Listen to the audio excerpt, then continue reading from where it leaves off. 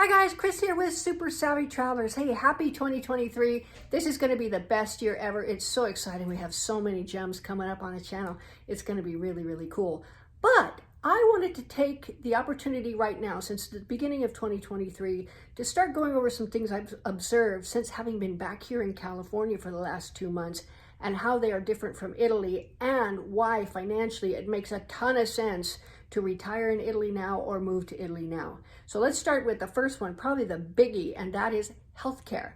Okay, so Pete and I have to pay for our own health insurance, and guess what? It's $2,000 a month. I mean, that's more than rent in most places, right? $2,000 a month, and we never get sick. And it's basic health care. So in Italy, the thing that's different about that is you have a universal health care if you're a resident there. So your basic health care needs are met. And if you decide that you want to go private ever and get health care through a private means with a doctor of your choice, it's so cheap. I couldn't believe it. We have a little link to the interview with Dr. Armenio, and he goes over all of the stuff about Italian healthcare, the costs, what you can expect. It is the best video I've ever seen on Italian healthcare, and I don't think anybody else on YouTube or anywhere that I've seen has that much data. The second reason is transportation. Now, we all know that a car is a big expense, but in Italy, because the public transit is so good, buses, trains, trolleys, all of those kinds of things, pretty much anywhere you can live without a car. Now, if you want to live without a car, my best advice would be get something down near the sea, very close to a train station, so you can just walk to the train station.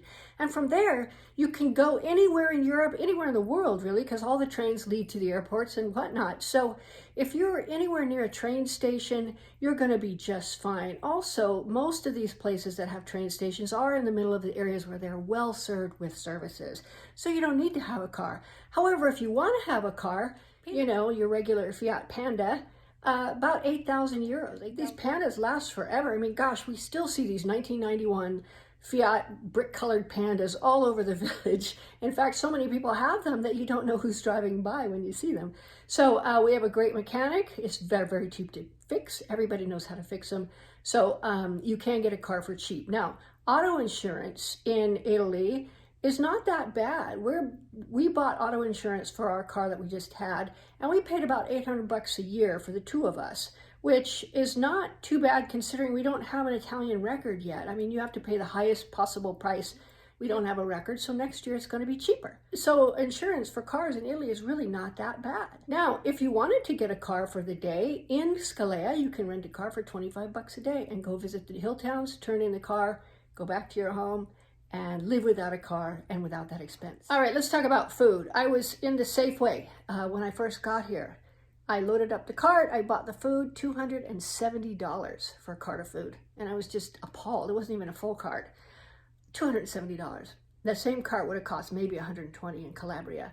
So food prices here are insane. Plus the food quality is different. If you wanted the same quality food, like organic food or freshly locally made food, it's going to be prohibitively expensive. In Calabria, you can find local made stuff for really next to nothing.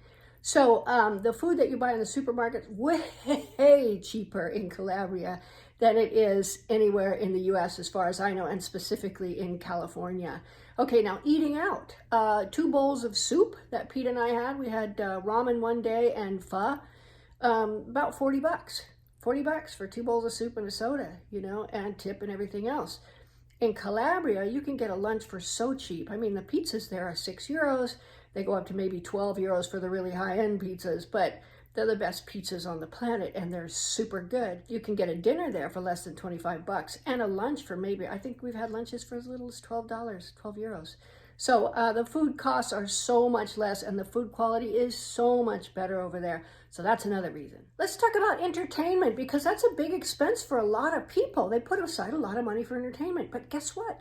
A lot of entertainment in Italy is free. The religious festivals are open to everyone. And then all the time in summer and around the holidays and whatnot, all kinds of free concerts, festivals. They have the religious festivals, they have the food festivals, they have strawberry, chocolate, wine, pastry festivals, jazz festivals. All of these things go on.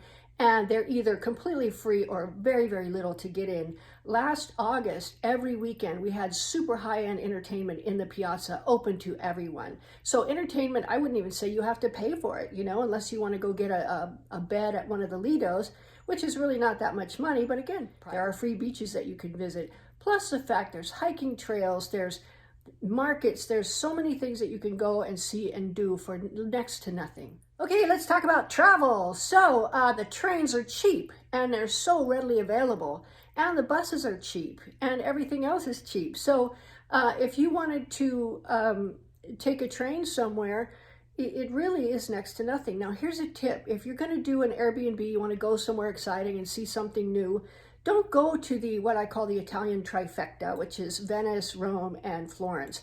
Those places are going to be really expensive because they're tourist destinations. However, you can go to places like Pizzo, Scilla down there, of course Scalea, Praia Mare, Diamante, all of these beautiful, beautiful places, and you really don't have to pay very much at all for your accommodations and for your food.